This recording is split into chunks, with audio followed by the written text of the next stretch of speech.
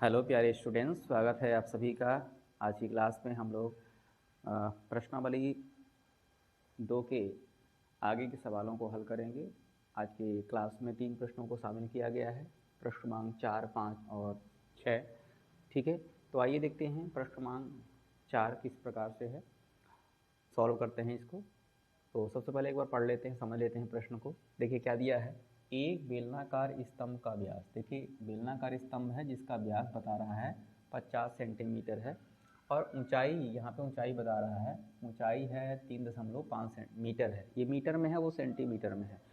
ठीक है, बेलन के वक्रपृष्ठ की रंगाई का लागत मूल्य ज्ञात कीजिए। मतलब कि जो बेलनाकार स्तंभ है, उस स्तंभ को जब रंगाई की जाती है, पुताई की जाती है, जैसे घरों में आप लोग करते हो दिवाली के समय, होली के समय, ठीक है, तो उस प्रकार से रंगाई कर रहे हैं। और रंगाई का जो लागत आ रहा है, तो प्रति वर्ग मीटर में आ रहा है 12 रुपये 50 पैसा। कितना आ रहा है? 12.50 रुपये है, 12 रुपये 50 पैसा है प्रति वर्ग मीटर। यानी एक वर्ग मीटर का लागत बता रहा है कि रंगाई करने का इतना लग रहा है। ठीक है, तो देखिए यहाँ पे सबसे पहले तो ये व्यास दिया हुआ है ना, व्यास सेंटीमीटर में दिया हुआ है। चूँकि हमारा जो लागत यहाँ पे लिखा है मीटर में है, तो इसको भी मीटर में बदलना है। सबसे पहले लिखना क्या है, दिया है स्तंभ स्तंभ का व्यास, जिसको हम डी लिख सकते हैं, डी बराबर 50 सेंटीमीटर।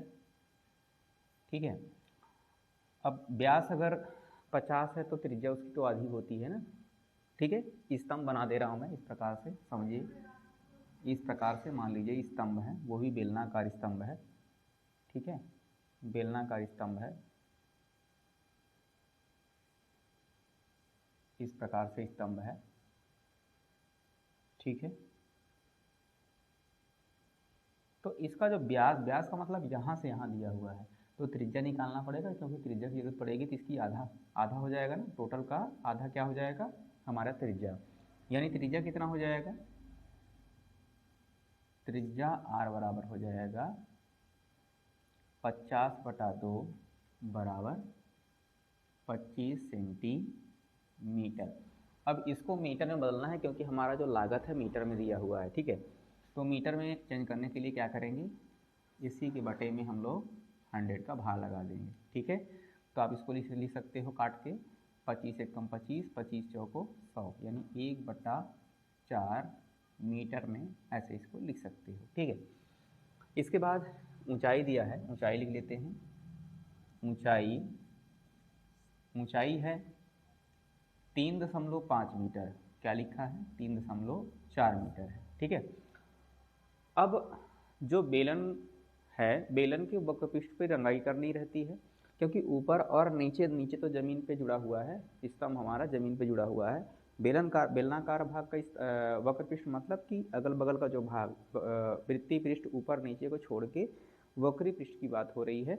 यानी इस पर रंगाई करनी है, इस पर चारों तरफ रंगाई करनी है, जिसको हम लोग क्या कहते हैं, वक्रपृष्ठ कहते हैं। तो क्या लिखेंगे, क्योंकि स्तंभ का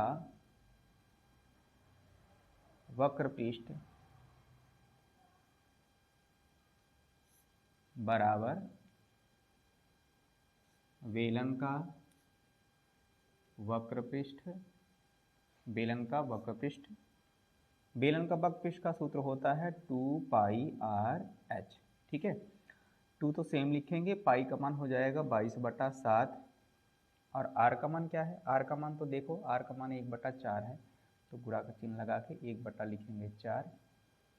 और यहाँ पे ये देखिए दशमलव दिया है, दशमलव यहीं से हटा देते हैं, तो कितना जाएगा, 35/10। ये तो पता है आपको, है ना। तो ये जो ऊंचाई है, जो ऊंचाई मतलब h, हाइट, तो h का मान दिया हुआ है 35/10, तो यहाँ लिखेंगे 35/10 लिखेंगे ना। अब आप भाग लगा दो, 7 से भाग लगाओ 35 को, तो कितना आ जाएगा, 7 एकम 7 और 7 बच्चे 35।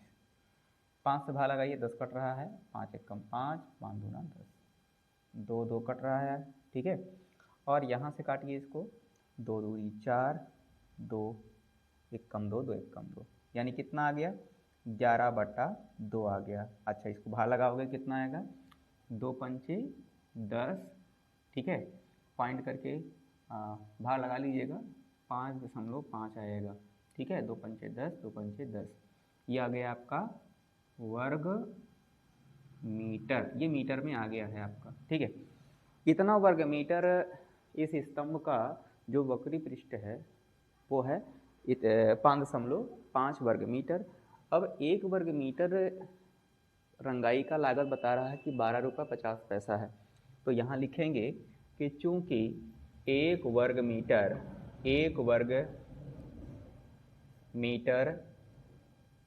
रंगाई की लागत 1 वर्ग मीटर रंगाई की लागत 12.50 रुपये, इसलिए कितना वर्ग मीटर हमारा आया है वक्र पृष्ठ उसका जिसमें रंगाई करनी है, 5.5 वर्ग मीटर रंगाई की लागत कितना आ जाएगा, 12.50 गुणा 5.5, ठीक है। इसको गुणा कर लेंगे और गुणा करने के बाद इसका जो रिजल्ट है,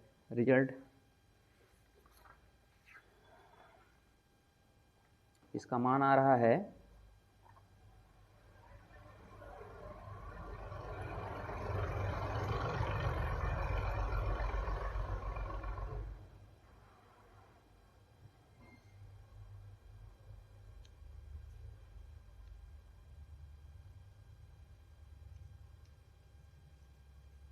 68.75 यानी 68 रुपये और 75 पैसा, ठीक है, 68 रुपये 75 पैसा, ये आपका आंसर होगा, ठीक है। तो इस तरीके से आप इनको बना लेंगे, ठीक है। चलिए तो स्क्रीनशॉट लीजिए, आगे की ओर बढ़ते हैं, ले लिए, ठीक है।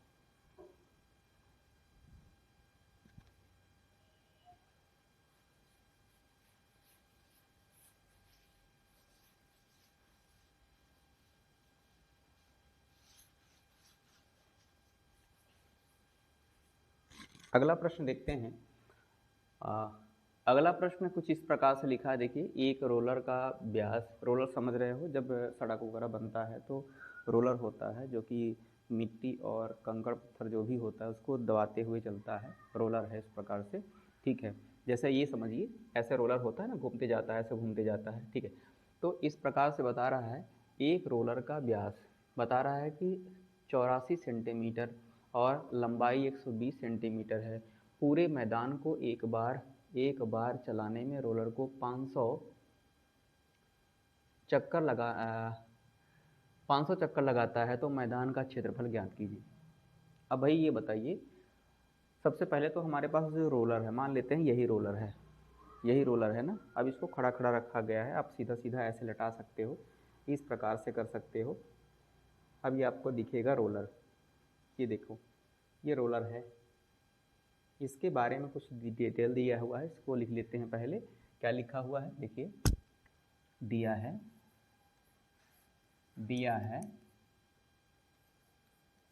बेलनाकार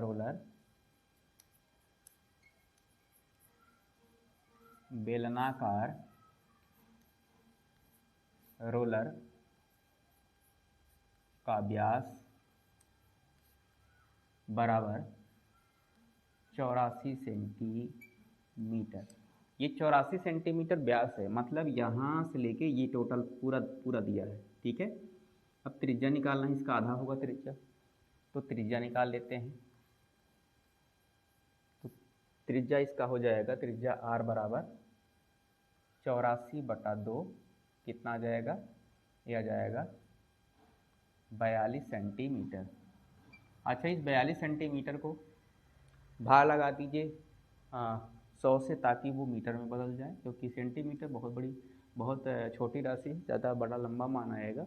तो अपन क्या कर लेते हैं, इसको 100 से भाग लगा के मीटर में कर लेते हैं। ये मीटर में आ गया, चलिए मीटर में आ गया ये, ठीक है ना। और इसकी लंबाई, अच्छा ये बताओ, ये हमारे पास मान लो रोलर है, ये रोलर है, अभी तो लंबाई बोलेंगे इसको, अगर ऐसे खड़ा कर दे तो ऊंचाई बदल जाता है, यानी लंबाई और ऊंचाई यहाँ पे समान है। ठीक है, तो यहाँ लिखेंगे लंबाई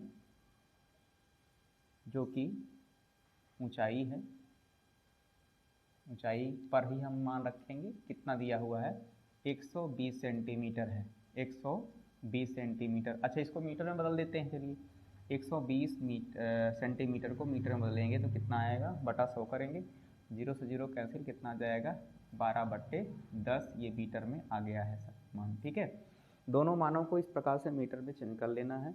इसके बाद देखिए आगे क्या कह रहा है, एक बार चलने में, अच्छा ये बताओ अगर ये रोलर है, मान लो अगर एक बार घूमता है तो कितना घूमता है, कितना दूरी जाएगा।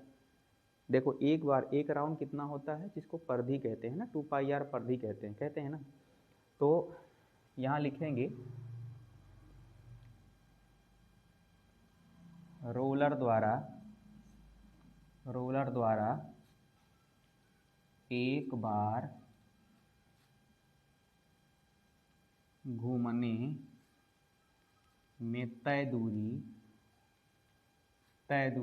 कितना दूरी तय करेगा, कितना क्षेत्रफल एरिया घूमेगा, 2πr इकाई, कितना 2πr घूमेगा ना, एक बार चलेगा तो 2πr दूरी जाएगा।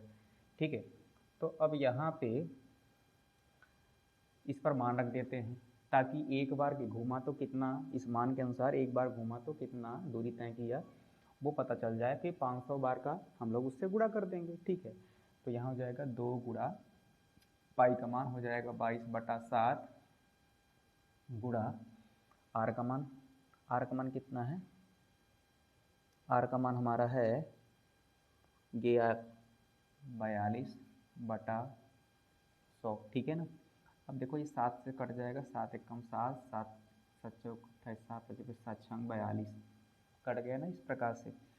अच्छा चलो गुणा कर देते हैं, इनका गुणा कर देते हैं। अगर गुणा नहीं भी करोगे ना तो इतने में ही छोड़ दो, चल जाएगा। चलो इसको ऐसे लिख देते हैं, इन दोनों का कर देते हैं, कितना आ जाएगा 44 गुणा 6 और बटा में आ गया 100। इसको नहीं काटते हैं क्योंकि आगे भी तो गुणा करना है ना, आगे भी गुणा करना है 500 से गुणा करेंगे तो इसी तरीके से बन जाएगा, आप देखते रहना आगे।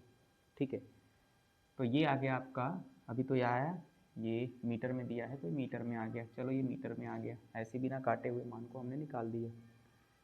इसके बाद 500 चक्कर में कितना दूरी तय करेगा, वही हमारा मैदान का क्षेत्रफल हो, क्योंकि 500 चक्कर घूमने के बाद पूरे मैदान को कवर कर लेता है ना, यानी मैदान का पूरा क्षेत्रफल जो है 500 चक्कर में जितना घूमेगा रोलर उतना होगा। ठीक है, तो क्या लिखेंगे यहाँ पे, यहाँ लिखेंगे 500 चक्कर, 500 बार या चक्कर बार घूमने में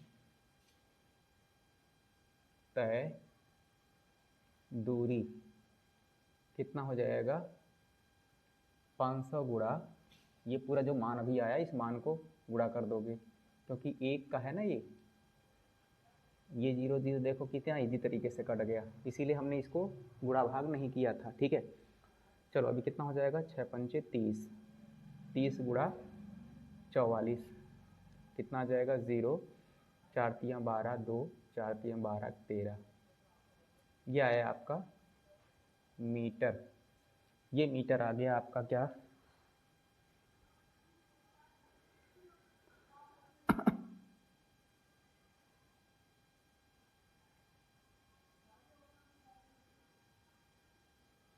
तेरह सौ 20 आया, ये 1320 आ गया।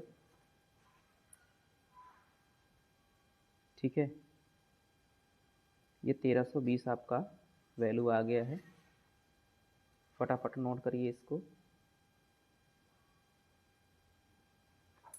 ये तो टोटल हमारा क्या निकला, ये तो टोटल निकला, एक राउंड निकला, और कितनी उसकी ऊंचाई है ऊंचाई का तो मल्टीप्लाई करना पड़ेगा ना, तो अब देखिए लिखेंगे यहाँ पे कि मैदान का क्षेत्रफल, मैदान का क्षेत्रफल बराबर ये जो मान आया इसका ऊंचाई के साथ क्या करोगे आप, ऊंचाई के साथ आप गुणा कर देना। तो क्या हो जाएगा यहाँ पे, देखिए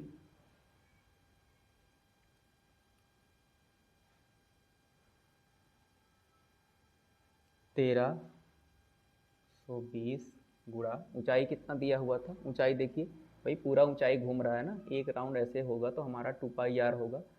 अच्छा इसमें एक और तरीका है, देख सकते हो आप, अगर यहाँ से अगर ये सब नहीं करना चाहते हो तो एक रोलर द्वारा एक बार में घूमने में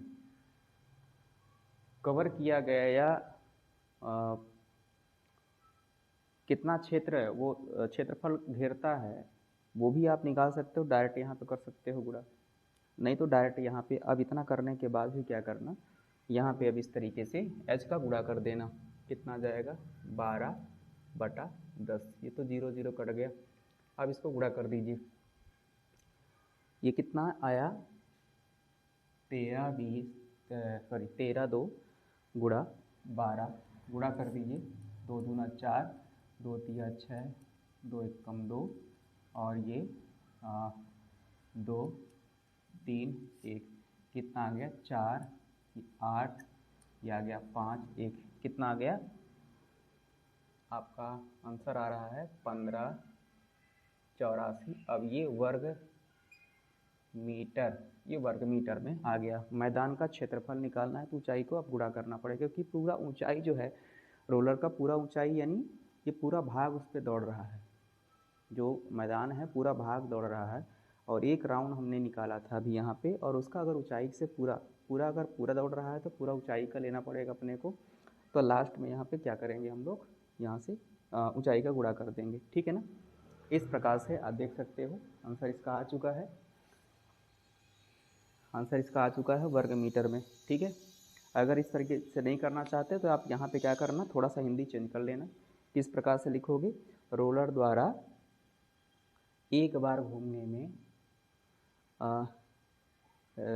तय किया गया क्षेत्र, क्या तय किया गया क्षेत्र, ठीक है। तो क्षेत्र बराबर क्या हो जाएगा 2πrh, यहीं पे लगा देंगे 2πrh, वक्रपृष्ठ का क्षेत्रफल लगा देंगे सूत्र यहाँ पे, ठीक है। तो 2πrh यहीं पे आप करके आगे सॉल्व कर सकते हो, या फिर आप उस तरीके से कर लेना, ठीक है। चलिए स्क्रीनशॉट लीजिए, आगे बढ़ते हैं फिर। हो गया, चलिए अंतिम प्रश्न देखते हैं, 6वां नंबर प्रश्न, जो कि बहुत ही आसान प्रश्न है।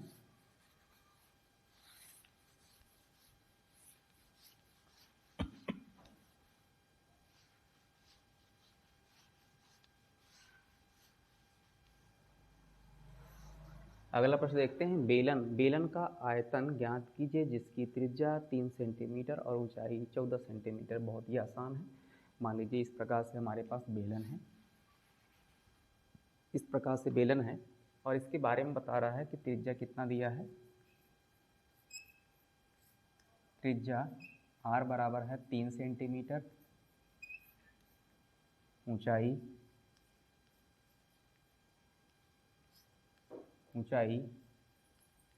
h बराबर है 14 सेंटीमीटर। आयतन निकालना है तो आयतन का सूत्र लगा देते हैं, बेलन का आयतन बराबर हो जाएगा πr² h घन इकाई, ठीक है ना।